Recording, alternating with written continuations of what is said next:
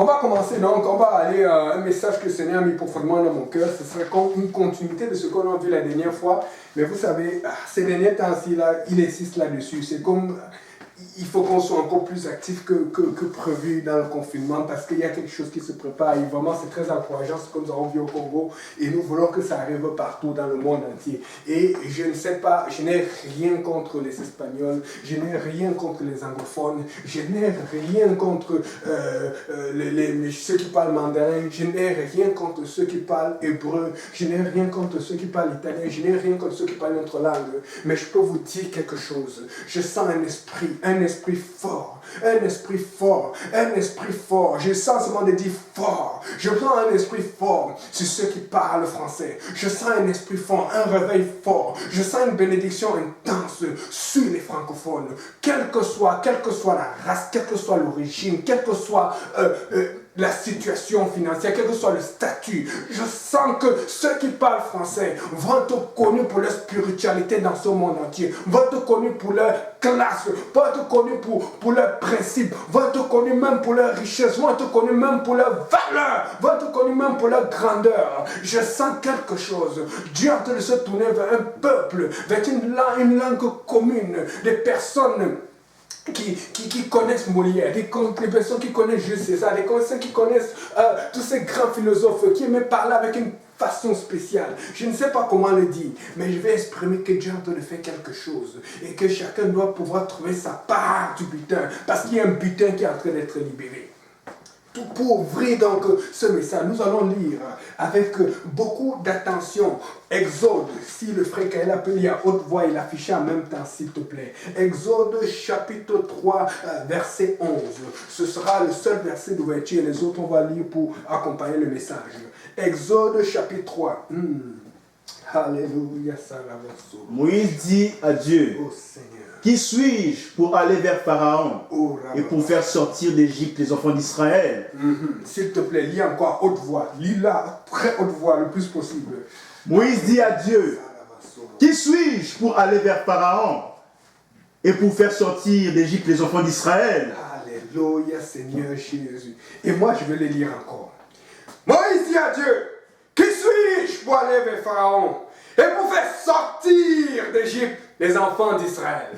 Je suis en train de dire à quelqu'un, je ressens que l'homme de Dieu te parle. Et toi, tu as envie de lui dire, qui suis-je pour faire sortir les enfants du Québec, et faire sortir les enfants du Congo, pour faire sortir les enfants du Cameroun, les enfants de France, pour les faire sortir de l'emprise de Satan. Qui suis-je? Mais Dieu est en train de te dire, tu vas connaître. Allez, le titre de mon message aujourd'hui, vous avez pu le sentir par rapport à l'ouverture, c'est qui suis-je pour Dieu? Alléluia, je veux que quelqu'un sache qui il est pour Dieu. Écoutez, Moïse est dans un contexte difficile, voire impossible. Pourquoi je dis cela? Pour ceux qui ont lu Exode à partir du chapitre 1, en continuant, ils ont vu comment Israël est en train de souffrir. Israël qui est venu, Jacob qui est venu de la terre de promise de Canaan en Égypte à cause de la famine. Et là, ils sont arrivés 70. Mais en gardant les principes de l'Éternel, en gardant le style d'Israël, en refusant de commettre l'avortement, au nom de Jésus, en refusant de connaître les sacrifices d'enfants, en refusant de connaître toutes ces bêtises, en refusant la pédophilie, en refusant l'iniquité, ils se sont multipliés, ils se sont accrus beaucoup plus que ceux qui vivaient là-bas. Et c'est ce qui arrive. Regardez les chrétiens, les gens aiment souvent le cacher. Regardez les statistiques des naissances, elles sont toujours plus élevées chez ceux qui confessent Jésus-Christ. Quand on regarde les chrétiens en général, que ce soit les apostoliques, les catholiques, les évangéliques, les témoins de Jéhovah, ils ne veulent pas le mettre, mais regardez le taux de croissance, le taux de natalité et même le taux de natalité le plus fort, le taux de mortalité le plus bas, parce qu'ils respectent les lois du Seigneur, parce qu'ils craignent. Quand tu crains, il y a de la prudence qui se met dans ton cœur et tu as la direction. Maintenant, et donc l'Égypte, ils sont Moïse est donc en Égypte et on a vu comment sa mère s'est battue. Maintenant, il a été dans un confort. Mais même qu'elle était dans le confort, sa mère l'a aidé à comprendre que avant que tu ne grandisses dans ce confort, souviens-toi d'où tu es. Et c'est pour ça que peut-être certaines personnes n'arrivent pas à avoir le confort qu'ils désirent. Pas parce que Dieu ne veut pas leur donner le confort, c'est parce que Dieu a peur que le jour va être trop confortable, il ne va pas se souvenir d'où il est. Et il va se dire que ce confort que j'ai, c'est pour seulement ma famille, c'est pour les gens, c'est pour mes projets. Alors que d'abord, il faut qu'ils sachent que le confort, c'est pour les projets de Dieu. Et toujours dans cet ordre, Moïse, alors qu'il comprenait que bien qu'il était dans le confort, il était inconfortable à cause de la parole de Dieu. Bien qu'il était dans le confort, il était inconfortable à cause de ses frères qui souffraient. Bien qu'il était dans le confort, il était inconfortable à cause de ce qui se passait d'injustice en Israël. Et comme je l'ai expliqué la dernière fois, on peut voir que Moïse n'a pas seulement venu un jour là où il a vu un Égyptien qui attaquait son frère et l'a tué. Tu peux voir que Moïse avait l'habitude d'essayer quelque chose. Moïse avait regardé la situation et dit c'est injuste. Comment mes frères souffrent comme ça? Il essaie jusqu'au jour où Dieu l'a exposé. Il a dit c'est pas comme ça que ça marche. Tu ne vas pas tricher, tu ne vas pas rester dans ton confort à l'intérieur du palais et essayer d'aider. Tu dois sortir du monde, tu dois sortir de l'Égypte. Et alors qu'il est sorti de l'Égypte, de la façon qu'il ne souhaitait pas, parce qu'on l'a pris, on a su qu'il avait tué quelqu'un. Il s'est dit que oh là, moi je ne peux plus. J'ai essayé ce que je pouvais, j'ai essayé de toutes mes forces. C'est ça le problème. Quand tu veux savoir qui tu es, regarde comment Moïse a fait pour savoir qui il est. Il a su qui il est quand il a rencontré Jéhovah. Si tu essaies de toutes tes forces, tu n'as pas essayé. Est-ce que tu as essayé de toutes les forces de Dieu? Tu dois essayer avec les forces de Dieu. Et c'est pour ça que je demande à quelqu'un, il faut que tu saches qui tu es pour Dieu. Il faut que tu saches, parce que Moïse a su qu'il était pour Dieu quand il est sorti de l'Égypte. Mais il n'est pas sorti de l'Égypte pour enfuir, ne plus en revenir. Il est sorti pour revenir. C'est l'une des raisons pour beaucoup de programmes que nous avons. Nous ne pouvons pas tout en parler parce que nous avons besoin de d'abord faire les choses selon la volonté de Dieu, d'écouter de la part de Dieu, de faire confiance à Dieu. Maintenant, quand on continue, on voit donc que Moïse, quand il revient, il ne voulait même pas y aller. C'est pour ça qu'il pose cette question. Qui suis-je, Seigneur? Qui suis-je? Parce que lui, voit c'est impossible. Qui suis-je pour aller? Vous avez vu le nombre de fois que le pasteur allait au Congo, ça a commencé comme ça, cogner, regardez, et ça ne va pas arrêter. Qui suis-je quand Dieu t'envoie? Qui suis-je pour le Québec? Qui suis-je pour Chicoutimi? Qui suis-je pour Jonquière? Qui suis-je pour Saint-Louis de Haha? Pour Capcha? Oh Seigneur, qui suis-je pour la Suisse? Qui suis-je pour la Belgique? Qui suis-je pour tous ces endroits? Et donc,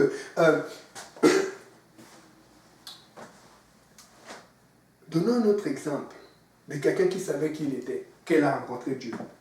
Est-ce que tu peux lire Actes chapitre 7 à partir du verset 1? Tu vas lire rapidement et puis je vais t'arrêter au fur et à mesure. On va parler d'Étienne. Étienne qui était le premier martyr de l'Église. On va regarder certaines choses. Je n'ai rien de négatif à apporter, mais je veux juste apporter un hic, quelque chose qui lui a coûté la vie, qui aurait pu être différent. Étienne, lisons Actes chapitre 7, à partir du verset 1.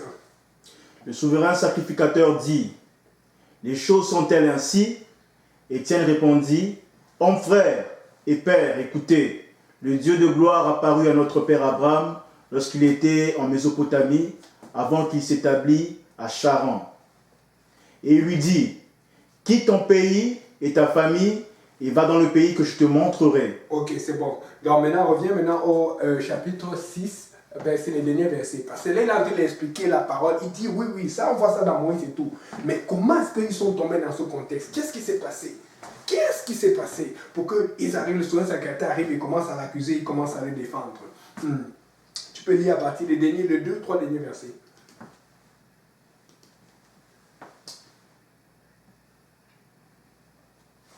Car nous l'avons entendu dire que Jésus, ce Nazaréen, détruira ces lieux et changera les coutumes que Moïse nous a données.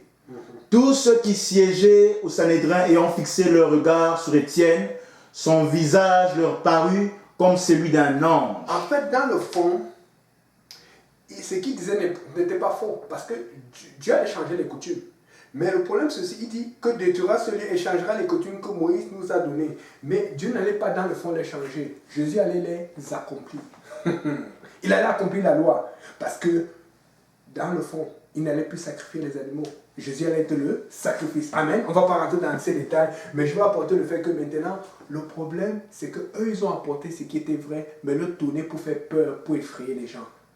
Et donc, c'est avec ça qu'on fait paniquer. On te voit arriver comme chrétien des fois. Oh, yo, toi la sanctification. Oh, toi le nom de Jésus-Christ. Et c'est bon de prêcher la sanctification. C'est bon de prêcher le nom de Jésus-Christ. Mais il y a un truc qui nous manque en tant que chrétien mature. Des fois, c'est la façon d'apporter les choses. Regardons une chose. La Bible dit que ils émuent le peuple, verset 12, pour se jeter. Donc, ils ont fait quelque chose de lâche. Mais regardez autre chose que je vais vous apporter. Et je vous promets, écoutez, vous pouvez aller checker, vous pouvez aller prier, mais c'est comme ça que Dieu me l'a montré quand j'ai médité. Quelques membres, verset 9, quelques membres, non, commençons verset 8. Étienne plein de grâce et de puissance, faisait des prodiges et des grands miracles parmi le peuple. Dieu l'utilisait fortement. Amen. On veut des prodiges, on veut des miracles. Amen. Mais qu'est-ce qui est le plus important? Les âmes. Amen. Regardez maintenant. Et Dieu voulait cela pour sa gloire. Quelques membres de la synagogue dite des affranchis et celle des Cyrénéens et celle des Alexandriens, des Juifs de Cilicie, d'Asie se mirent à discuter avec lui. Donc des gens qui étaient pleins dans l'église attachés. Et regardez, la Bible dit, mais ils ne pouvaient résister à la sagesse et à l'esprit par lequel ils parlaient. Alors ils subornaient des hommes qui disent, nous l'avons entendu proférer des paroles blasphématoires contre Moïse et Dieu. Je vais apporter le contexte par rapport à aujourd'hui. C'est comme si nous qui sommes chrétiens, nous commençons à trop insister pour parler avec les évangéliques, parce que nous sommes apostoliques chrétiens, pour parler avec les catholiques, pour parler avec les presbytériens, pour parler avec les témoins de Jéhovah, pour parler avec les mormons, pour parler avec elles. Écoutez, quand on compte le nombre d'églises qui sont sur la terre, c'est-à-dire que toutes les églises qui confessent Christ, c'est-à-dire que ce soit le mélange des presbytériens, que ce soit le mélange des Kimbanguistes, de tout, nous sommes très peu nombreux par rapport aux gens qui ne servent pas Dieu. Et l'un des problèmes, des faiblesses que nous avons comme église, c'est que nous ne regardons pas du bon côté. Il y a tellement d'âmes à sauver. Il y a tellement de gens qui ne connaissent même pas Dieu, qui ne connaissent pas le nom de Jésus-Christ, que nous nous concentrons souvent. Je ne dis pas non, si quelqu'un qui vient d'une autre église veut savoir, ça c'est bon. Mais des fois, nous mettons trop d'énergie parce que n'oubliez pas que quand il y a déjà quelque chose à l'intérieur, il faut d'abord relaver, renettoyer avant de mettre autre chose à l'intérieur. Et je ne dis pas qu'on ne va pas le faire, mais je suis en train de dire que des fois, on ne regarde pas. Il y a parce qu'on voit les gens avec des tatous ici sur le nez, on voit les gens avec des tatous sur la visage, des boucles partout. On dit que non, Seigneur, on va chercher quelqu'un qui connaît Jésus. Non, ce sont ces gens-là que Dieu veut sauver. Ce sont ces gens-là qui sont dans le vomi, dans tout. Ce sont eux qui ont besoin de Dieu comme jamais auparavant. Regardez, aujourd'hui, les statistiques le disent, les gens veulent le cacher. Si vous voyez le nombre d'homosexuels qui se convertissent à Dieu dans tous les pays du monde, c'est incroyable. Mais les gens veulent le cacher. Le nombre de rétrogrades, le nombre de personnes qui ne connaissent pas Dieu qui viennent. Ce sont eux qui font l'église. Ce sont ces gens-là qui sont dans la boue. Donc ça veut dire que là où tu es, dans ta maison, dans ton quartier, dans ton école, autour de toi, tous ces gens qui ne connaissent pas le nom de Jésus, ce sont eux que Dieu veut. Avant de toujours calculer telle personne qui va déjà à l'église, je vais lui montrer ce que la Bible. Dieu n'a pas dit qu'il était contre Étienne, mais je veux dire à cela, c'est que la Bible dit qu'Étienne a discuté avec eux pendant longtemps. Ils ont argumenté. Il a argumenté qu'avec des gens qui connaissaient déjà la parole, qui connaissaient déjà la Torah, mais qui étaient endurcis, qui ne voulaient pas obéir. Donc je me dis, ça aurait été plus facile. Ça aurait peut-être sauvé la vie qu'ils soient avec des gens qui ne connaissaient pas, parce que non, n'oublie pas que ces gens ont autorité. Et c'était eux qui étaient bien placés pour modifier la parole, pour dire que, pour émouvoir, parce qu'on dit ils émuent. Donc pour dire que regarde ce qu'il a dit pour piéger. Tu vas voir que souvent quand tu vas parler de la Bible avec quelqu'un qui ne connaît pas la parole, tu vas voir cette question et tout. C'est vraiment innocent, il n'a aucune idée. Même quand il veut discuter, il ne sait pas quoi faire. Mais quand tu connais avec quelqu'un qui a déjà lu la Bible 2, 3, 4 fois, s'il dit qu'il ne veut pas comprendre, il ne veut pas comprendre. Nous sommes dans un monde, nous sommes dans des lieux là où des gens n'ont jamais même lu la Bible. Et même qu'ils ont lu la Bible, ils ne connaissent pas grand-chose de la parole de Dieu. Allez vers ces gens. Si Dieu ouvre des portes sur des gens à côté, c'est correct. Mais allez vers les gens qui ne connaissent pas. Et Dieu s'est glorifié parce que Étienne, ça leur donnait gloire. Et c'est ce que Dieu voulait. Amen. Mais Dieu voulait montrer aussi une chose. Il y a des gens qui sont entêtés. Quand ils ne veulent pas comprendre, tu les laisses. Chacun garde sa religion. Respectez la religion de chaque personne. C'est Dieu qui juge. On n'est pas là pour faire le jugement. Si maintenant quelqu'un est ouvert à parler, tu vas être ouvert à lui parler, à lui dire non, voici comment il faut te baptiser. Le baptême dans la Bible, ça se fait uniquement par immersion au nom de Jésus. Le baptême se fait de deux façons. Le baptême d'eau, le baptême d'esprit. Le premier, c'est par immersion. Le deuxième, c'est le baptême de feu. C'est avec la réception de cet esprit, avec l'évidence de parler en langue. Amen. C'est ça le plan du salut. Mais bon, s'ils ne veulent pas, il y a d'autres qui disent que tu reçois Jésus dans mon cœur. Bien si tu ne le vois pas, ça nulle part dans la Bible. Amen. Mais le message que Dieu nous envoie à prêcher au Québec, au Congo, et c'est le message que le pasteur Kaozi est en train de prêcher. C'est le message qu'il nous envoie à prêcher dans les recoins partout dans le monde entier. C'est le baptême au nom précieux et unique de Jésus-Christ. Et le baptême du Saint-Esprit avec l'évidence par la langue. Parce que nous parlons en langue. C'est trop tard pour venir nous dire que c'est faux. Amen. Donc, je suis en train de demander à quelqu'un d'être sage. Nous ne pouvons pas utiliser les connaissances que nous avons pour seulement débattre, pour seulement essayer de donner notre point. Nous devons gagner les âmes. Nous avons besoin de gagner les âmes et c'est le temps de gagner les âmes. Et donc, c'est un peu comme ça, exemple. Vous savez, des fois dans l'église, on a des petites frictions. Même quand tu es content, tu aimes ton frère et ta soeur. Mais il y a souvent ton frère et ta soeur fait des choses qui ne sont pas bien. Mais avec le temps, tu as appris que souvent pour parler à ton frère et ta soeur, surtout comme c'est ton frère et ta soeur, parce que ce n'est pas la même chose que le frère et la soeur qui viennent d'entrer et se fait baptiser. Quand le frère et la soeur vient se faire baptiser, il fait une erreur. Tu peux dire, surtout quand c'est toi qui donnes l'étude biblique, ah, tu as fait ça. Oh non, oh Seigneur va me punir, je vais aller en enfer. Tu as le contrôle. Mais quand c'est l'autre qui est dans l'église, que la personne soit orthographe ou pas orthographe, tu vas lui dire comment. Tu n'aimes pas pasteur. Même le pasteur, même les fois, ne sait pas comment parler à la personne. Alors souvent, quand tu ouvres la bouche pour dire des quatre vérités, qu'est-ce qui se passe? Est-ce que c'est la personne qui reçoit? Des fois, c'est plutôt toi qui reçois les représailles. Quand nous allons évangéliser les autres qui disent qu'ils connaissent déjà la parole, c'est plus les représailles que nous allons avoir au lieu de la repentance. Or, souvent, ça va être plus facile quand Dieu va peut-être toucher la personne par une situation à son école, à son travail, une maladie, une situation dans la famille et qui va bouleverser. Et que le cœur de la personne va être repentant, va être ouvert et la personne va pouvoir écouter la parole de Dieu. Amen. Et il faut comprendre que ça prend plus de temps. Mais non. Et donc, nous devons aussi chercher Dieu constamment pour connaître nos identités. Vous savez, ça c'est la partie la moins facile, même pour moi. Je sais que je dois prier tous les jours, mais j'ai déjà parlé de ça souvent. La prière ne suffit pas, je dois chercher la face de Dieu tous les jours. Et le Seigneur a une façon terrible de le faire. Vous savez, d'habitude, je n'aime pas partager ces choses-là. Je préfère les garder pour moi, mais je vais vous partager quelque chose qui m'est arrivé la semaine passée. Des fois, Dieu va faire quelque chose pour que tu le cherches vraiment avant qu'il te confirme quelque chose. Le Seigneur me donnait la direction pour faire quelque chose. Et puis bon, souvent pour confirmer et tout, pour voir, je vais lire, je fais mes plans et puis j'imprime, j'ai tout. Mais je ne savais pas, je sais. Et j'ai ça. Et le Seigneur va souvent le faire. Je suis vraiment en train de vouloir encourager quelqu'un si je dis ça. Le Seigneur va souvent faire ça pour que tu cherches. Tu cherches parce que nous, on aime seulement avoir tout. Et c'est pour ça, c'est la raison pour laquelle vous avez remarqué que tu vas souvent beaucoup rêver. Tu vas avoir un rêve. Tu aimerais que ce soit clair. Ça semble te dire quelque chose, mais ce n'est jamais totalement clair. Et c'est après que tu vas que voilà, ça c'était vraiment la volonté de Dieu. Mais le rêve n'est jamais totalement clair. Au point là où même Moïse dit à Marie et à Aaron quand ils chuchotaient contre Moïse, est-ce que vous êtes comme Moïse à qui je parle face à face? Quand vous voudrez que je vous vous parlerai pas des visions, pas des rêves. Et les visions et les rêves ne sont pas clairs. Nous, on veut que Dieu nous parle comme Moïse. Mais nous ne sommes pas comme Moïse. La Bible dit que Moïse était un homme patient. Tu peux être patient comme Moïse. Tu sais ce qu'est la patience dans le Seigneur? Ce n'est pas seulement la patience dans la patience, c'est la patience dans la tribulation et dans l'injustice. Vous voulez que je continue? Et donc, quand je cherchais alors le Seigneur, je vous dis, c'est la première fois que ça m'est arrivé, parce qu'il y a tellement de choses qui sont arrivées, et c'est comme ça que moi je fais, et quand ça arrive, je garde ça toujours pour moi, parce que le piège dans le Seigneur, c'est que des fois, quand quelqu'un cherche Dieu et qui ne cherche pas de la même façon, ou qui ne cherche pas du tout, il va chercher à savoir comment tu as fait, il va imiter la même chose. Et une histoire que je racontais, c'est Pasteur Graham qui nous a raconté ça, un missionnaire qui a été parti en mission, et puis qui était en panne d'essence. Et qu'est-ce qu'il fait? Il est parti à la pompe d'essence, il a dit au nom de Jésus, il remplit cette pompe. Le monsieur a rempli, et puis on a dit pas de payer, il était content. Il a raconté son histoire aux États-Unis, je fais vite parce que je n'ai plus beaucoup de temps. Et un autre missionnaire a entendu. Le missionnaire, la même chose lui est arrivée dans un autre pays d'Afrique qui était parti évangéliser. Et il est parti à la pompe, il a dit au nom de Jésus, remplis le gaz. Et puis le monsieur a rempli, mais il a dit paye. Le gars était Seigneur, je vais faire comment? Il n'est pas là et tout.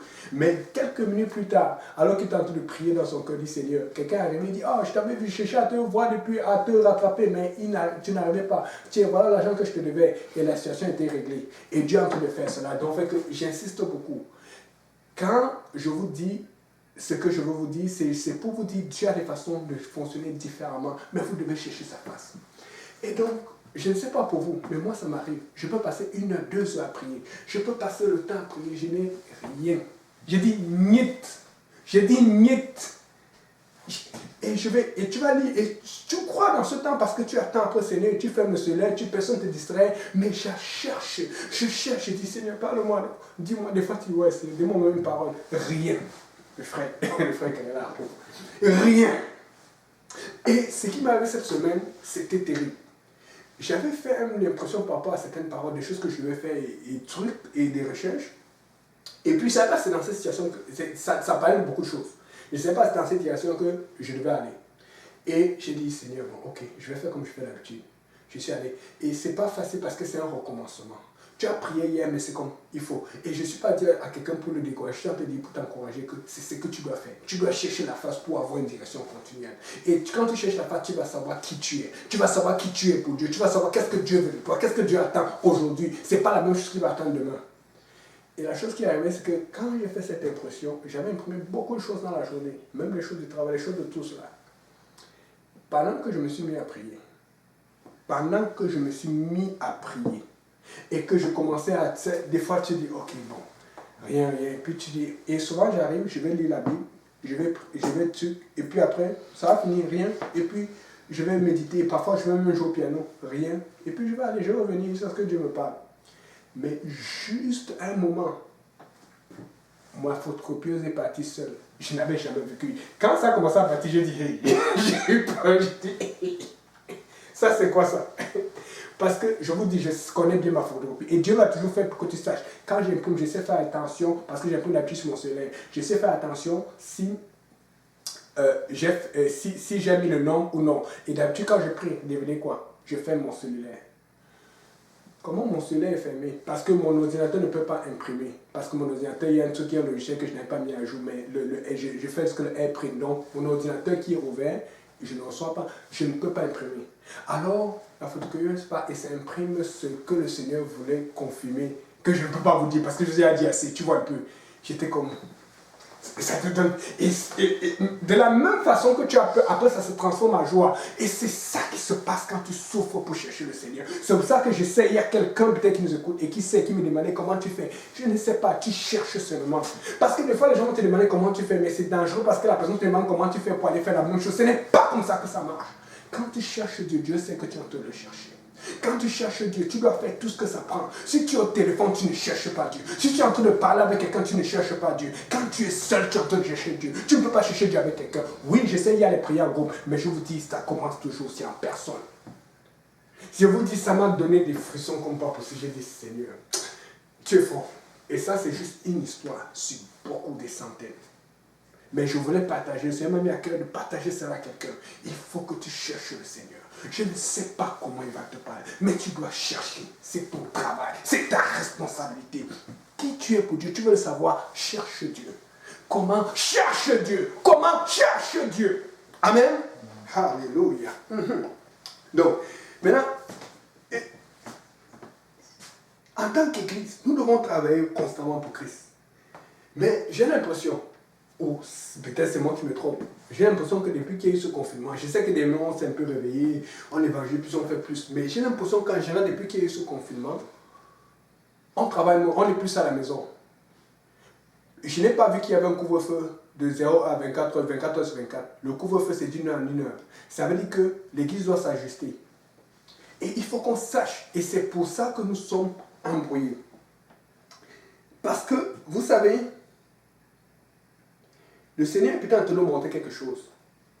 Nous ne pouvons plus être en groupe de 4, 5, 6. Je sais que 2, 3, on peut permettre, et pendant cette relâche, on pourra permettre peut-être 8 personnes, de ce que j'ai entendu. Est-ce que Dieu n'est pas en train de nous permettre de travailler en solitaire? Nous sommes toujours dans le corps de Christ, nous sommes toujours unis, mais Dieu veut que chacun commence à être sensible à son esprit pour écouter sa voix, pour y aller. Parce qu'il y a beaucoup d'entre nous qui faisons seulement parce que l'autre fait. Maintenant que tu es seul, est-ce que tu vas faire?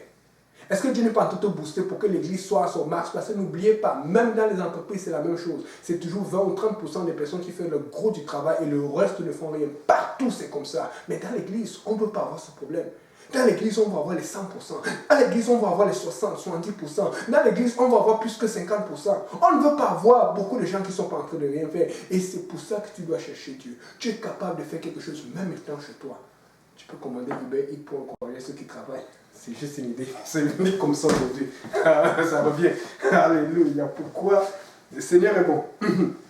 Et maintenant, et donc, je veux dire à quelqu'un que Dieu au contrôle. Regardez un peu quand Étienne a été lapidé. Regardez un peu ce qui se passe. Parce que des fois, on se dit que parce qu'il y a eu le confinement, parce qu'il y a eu telle chose, ça veut dire que non, la situation est hors de contrôle. Parce que qui aurait pu penser que l'Église soit persécutée aujourd'hui comme avant? Les gens disent que nous sommes sous occupation. Covid. C'est possible. Parce qu'avant, l'Église, au temps de Jésus-Christ, était sous occupation romaine. Et la Covid change tout. Mais rappelez-vous, Jésus n'est pas venu quand Israël était au contrôle. Jésus est revenu quand la Rome avait conquis les Juifs et que c'était Hérode qui menait la bataille, qui menait tout. Jésus est venu dans un temps d'occupation pour parler à son peuple. Peut-être que c'est le bon temps où Dieu veut parler à son peuple parce que nous sommes occupés, stressés par la situation. Quand les choses vont bien, on écoute moins. C'est quand ça va mal qu'on écoute plus. C'est quand ça va mal que... Parce que justement, quand Jésus est venu, beaucoup demandaient, est-ce qu'il est venu, c'est lui le sauveur et le libérateur, mais est-ce qu'il est venu pour sauver Israël, pour le sortir de l'occupation? Il était venu sortir de l'occupation du péché. Or, c'est toujours une excuse que Dieu pouvait utiliser. La Covid, c'est une excuse que Dieu peut utiliser parce que nous sommes tous inquiets. Vous savez, est-ce qu'on va aller, est-ce que nos parents, est-ce que tout le monde va aller bien, la santé, comment ça se passe? Mais pendant que tu es inquiet, tu es plus ouvert à écouter de la parole de Dieu. Alors qu'il venait écouter Jésus pour savoir est-ce qu'il va donner un plan militaire pour sauver, pour détruire ces Romains, les chasser. Il donnait des plans spirituels pour les sortir du piège de Satan. Dieu veut faire quelque chose. Est-ce que l'Église est dans ce temps parce qu'elle doit plus travailler ou parce qu'elle doit se reposer? Je ne pense pas qu'elle doit se reposer. Je pense qu'elle doit travailler. Elle doit décupler des forces, décupler l'effort. Maintenant, quand je regarde ceci, ça me dit quelque chose. Est-ce que tu peux lire Acte 7, verset 5 à 8?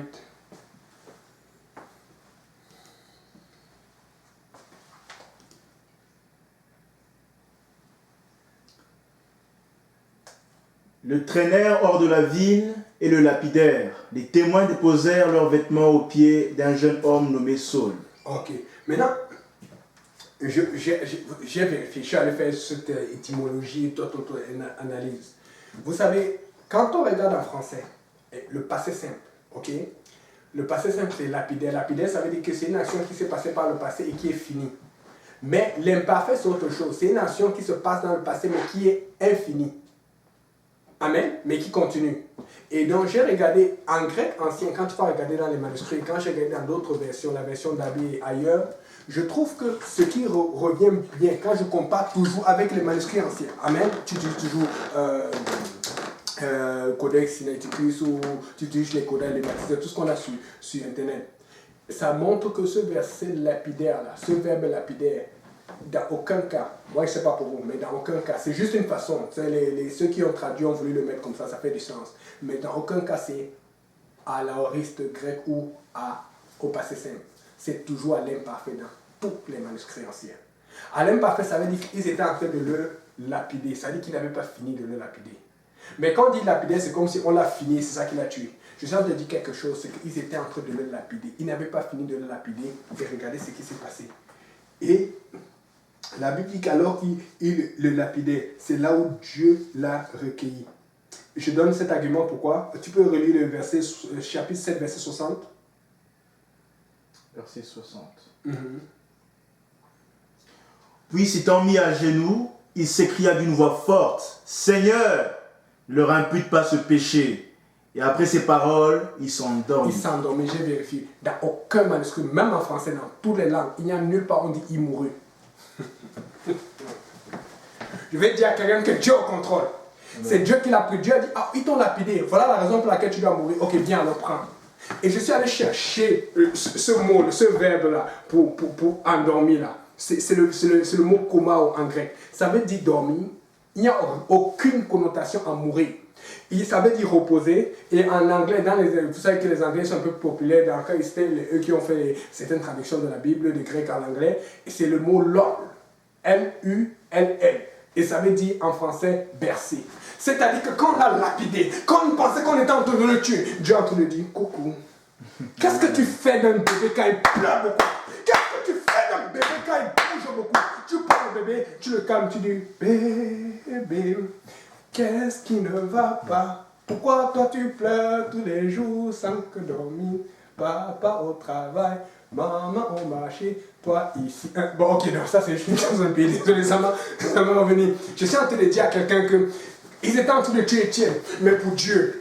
Étienne savait qui Dieu était pour lui, et Dieu savait qui Étienne était pour lui. Dieu t'a dit, viens papa, viens papa. Ils pensent qu'ils sont en train de te lapider, ils pensent qu'ils sont en train de te détruire, ils pensent qu'ils sont en train de te forger, ils pensent qu'ils sont en train de te pousser à bout. Dieu te dit, viens ma fille, viens mon fils, viens mon enfant, tout est au contrôle, Dieu est au contrôle. Il faut que tu saches qui tu es, parce que Dieu est au contrôle.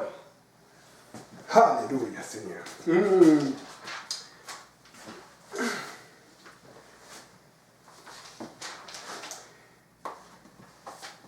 Et on disait qu'ils ont mis le vêtement au pied de quelqu'un d'audacieux. Parce qu'on dit un jeune homme Saul. Le mot qu'on utilise dans notre version, c'est audacieux, hardi. Et ce Saül, c'est lui qui écrit les 2 tiers de l'Ancien Testament. Alors qu'on te lapide, alors qu'on te tue, il y a quelqu'un qui te voit, il y a quelqu'un qui est au courant que tu souffres, quelqu'un dans ton quartier, quelqu'un dans ton entourage, quelqu'un dans ta famille, quelqu'un qui voit, qui dit c'est tellement injuste, mais c'est ta souffrance qui a te le préparer un prochain évangéliste, une prochaine évangéliste, une prochaine choriste, quelqu'un qui va servir le Seigneur d'une façon forte. Et donc, la question qui se pose, Romains 8, verset 35. Si quelqu'un peut, si mon frère peut lire ça avec à haute voix. Romains 8, verset 35.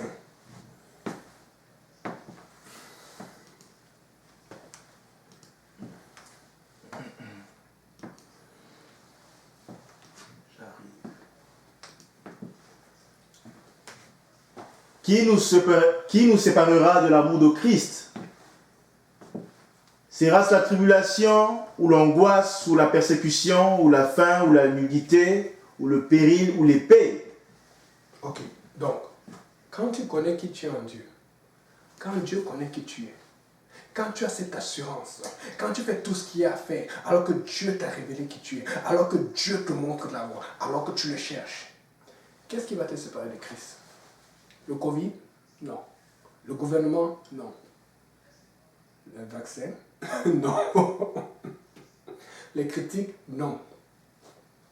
Le mensonge? Non. L'injustice? Non. Le divorce? Non. Les menaces? Non. L'intimidation? Non. Le vol? Non. Les tribulations? Non. Quoi? Parce que des fois, chacun, moi aussi j'ai des problèmes, moi aussi j'ai des situations, mais chacun peut citer quelque chose. Donne-moi une chose qui va te séparer de Christ. Je sais qu'il y a des choses que vous craignez, mais si cette chose va te séparer de Christ, reviens à Christ, remets-toi en question. Qu'est-ce qui va te séparer de Christ? Dis-moi, Seigneur, berce-moi, papa. Berce-moi. Alors qu'ils pensent qu'ils sont en train de me tuer, alors qu'ils écorchent mon nom, alors qu'ils parlent mal contre moi, berce-moi, papa. Que je me repose dans ta présence. C'est pour ça que cette paix que nous l'avons au milieu de la tribulation, au milieu des choses qui ne vont pas bien, mais parce que l'esprit est en nous. Le diable ne peut pas rentrer en toi pour enlever cet esprit. Alors il faut qu'il soit en toi encore plus. Il faut que tu l'aies en toi. Amen. Alléluia. Et regardons, je le disais, j'ai aussi trouvé quelque chose, et c'est pour la méditation. Dieu te montre des choses que tu n'as pas. Vous savez, on a souvent regardé ce mot cosmos, le mot cosmos qui veut dire monde, parce que souvent c'est qui. Pourquoi j'insiste sur ce mot? Parce que l'une des choses qui empêche beaucoup de gens de servir Dieu, c'est le monde. L'une des choses qui est incluse même dans l'église, qui impacte l'église, qui ralentit l'église, c'est le monde. L'attachement au monde. Devenez ce que j'ai trouvé. Et c'était là, vous pourrez aller rechercher. Cosmos dans la Bible veut dire, cosmos dans le grec ancien et tout veut dire monde. Mais ça ne veut pas juste dire monde. Cosmos veut dire ordre, bon ordre, discipline. Ça commence à faire du sens avec ce qu'on appelle l'ordre mondial. Il y a un ordre qui est en train de se préparer.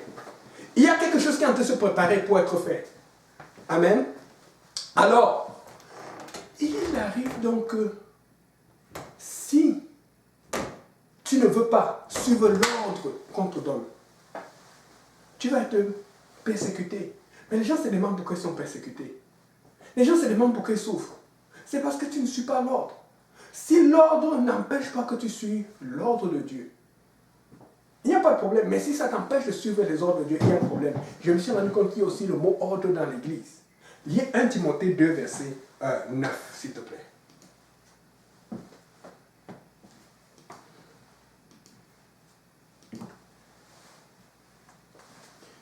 Je veux aussi que les femmes vêtues d'une manière décente, avec pudeur et modestie, ne se parent ni de tresses, ni d'or, ni de perles, ni d'habits somptueux. Ok, je ne suis pas en train d'attaquer quelqu'un sur la sanctification, mais je pense que c'est le mot se parer, ou je ne sais plus quel mot là, qui veut dire, c'est le verbe cosmeo, qui vient de cosmos. Et cosmeo, ça veut dire se mettre en ordre, se discipliner. Donc tu peux voir que dans le monde, il y a l'ordre qu'on veut, parce que ça va éventuellement suivre l'ennemi, mais dans l'église, il y a aussi l'ordre que Dieu veut. Tu peux voir alors qu'il y a deux ordres. C'est pour ça que des fois on va dire tu es désordonné. Mais si on dit que je suis désordonné parce que je suis un apostoliste, parce que je cours beaucoup à l'église, parce que je chante pour Dieu, parce que je suis fou pour Dieu, en fait je suis ordonné dans la présence du Seigneur. Tu ne peux pas être ordonné dans le spirituel et ordonné dans le naturel. Si tu es ordonné dans le spirituel, tu es désordonné dans le naturel. Si tu es ordonné dans le naturel, on a des problèmes dans le spirituel. Moi, j'ai décidé que je vais te ordonner dans le spirituel. La Bible dit, folie pour Dieu. C'est folie pour les hommes, mais sagesse pour Dieu. Amen. On est en train de terminer. Et maintenant, je voulais apporter aussi autre chose que ça voulait dire. Maintenant, lis le verset 10. Ce n'est pas fini. Mais qu'elle sépare des bonnes œuvres comme il convient à des femmes qui font profession de servir Dieu. Donc, le Seigneur est en train de dire ici que ce que tu fais là, ça convient. Quand tu connais ton identité, tu sais ce qui convient. Et le mot convient, c'est propéo. Ça veut dire distinguer. Je ne sais pas pourquoi ceux qui ont traduit ont préféré utiliser le mot convenir. Parce que la Bible dit que comme se distingue, ça veut dire que qu'elle se parle de bonne œuvre, qu'elle se parle de la sanctification, c'est comme ça qu'elle se distingue. En fait, quand tu as de faire des choses qui sont ordonnées dans l'église, tu te distingues. Une autre définition de ce mot-là, au lieu de dire convient ou distinguer, l'autre définition c'est comme se faire remarquer. Donc, se part de bonnes œuvres et suivre la sanctification pour se faire remarquer. Donc, quand tu suis le Seigneur, quand tu suis Dieu, tu te fais remarquer. Et je pensais qu'on se moquait de moi. Oui, beaucoup de gens vont te voir. On dit, lui pense elle pense même que quoi? Qu'elle connaît trop Dieu. Et la dernière définition qui m'a encore plus, c'est être apparent. Ça veut dire que quand tu suis les ordres du Seigneur, quand tu suis les voies de Dieu, tu es apparente ou tu es apparent. Ma soeur, mon frère. Amen. Et j'ai regardé ça aujourd'hui. Il y a une anecdote aujourd'hui là que je lisais. J'étais dépassé comment je suis tombé là-dessus. Ça dit ceci. C'est parce que les gens ont suivi. C'est sorti aujourd'hui ou hier. Ça dit les vedettes allemandes de volleyball féminin, Carla Burger et Julia Soud, ont décidé de boycotter le tournoi international qui sera présenté au Qatar le mois prochain en raison de l'impossibilité de porter des bikinis sur le terrain. Parce que le Qatar, c'est un pays musulman. Je ne suis pas islamiste, mais des fois, ils font des choses que bon. Ok, mais je vais dire, bon, ce qui se passe, c'est que elles ont vu que, donc je ne peux pas faire cela. Donc, elles ont défendu leurs droits. Elles ont dit qu'elles vont boycotter. Et je ne suis pas en train de faire la publicité sur ces femmes. Amen. Je suis en train de faire la publicité sur elles. Et les Jeux sont plutôt invités par leur propre fédération internationale à jouer en t-shirt et en pantalon long dans ce pays islamiste. Les Allemands ont indiqué qu'on les empêchait de porter leur tenue de travail. Elles se sont fâchées et dit qu'on ne part pas, on ne participe pas, même si ça nous fait perdre les sponsors, ça nous fait perdre l'argent, c'est notre tenue de travail.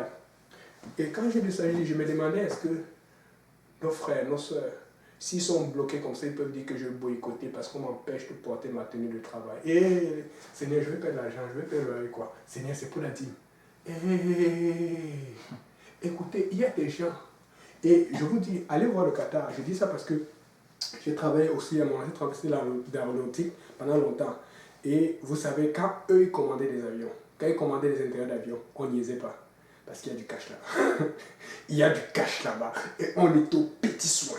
Ce qui veut dire qu'un tournoi qui se fait là-bas, c'est un tournoi qui rapportait beaucoup plus d'argent. Elles ont cassé leur potentiel d'avoir une tirelire plus pleine. Et c'était des joueuses qui sont très fortes et connues. Elles ont dit non, parce qu'on refuse ma tenue de travail. Nous autres apostoliques, nous autres chrétiens, avons-nous une tenue de travail? Avons-nous une façon de faire? Est-ce que nous défendons ce que nous vivons? Est-ce que nous défendons ce que nous croyons? Est-ce que nous défendons ce que nous pensons?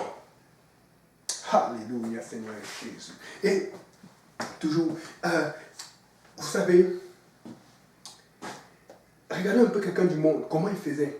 le Simon le magicien. Acte 8, verset 13. Ça, c'est le dernier verset pour aujourd'hui. C'est vraiment le dernier, ne vous en faites pas. Et puis après,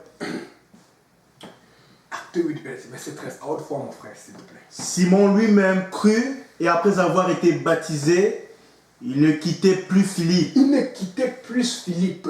Ça, c'est Simon le magicien. Il a invoqué les morts, il a invoqué le diable, il a fait beaucoup de choses.